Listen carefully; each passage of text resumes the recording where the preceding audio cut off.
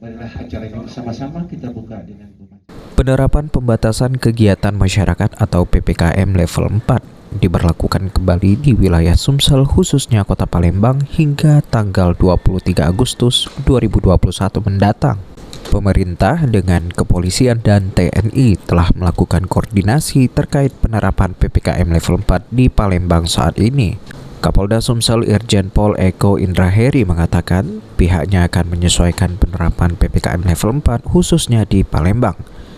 Kapolda pun mengingatkan warga untuk selalu taat dalam penerapan protokol kesehatan untuk mengantisipasi penyebaran virus COVID-19.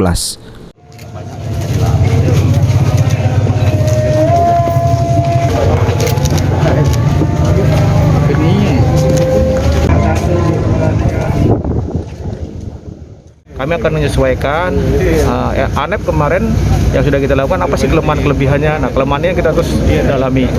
Tapi kita bersyukur ya, walaupun belum sampai yang kita harapkan, tapi sudah ada penurunan. Nah, ini tolong prokes masyarakat tetap untuk taat. Jadi jangan Untuk PPKM level 4 di Sumsel sendiri hanya Kota Palembang. Sedangkan daerah lainnya saat ini menerapkan PPKM level 3 dan 2. Firman Hidayat, PAL TV.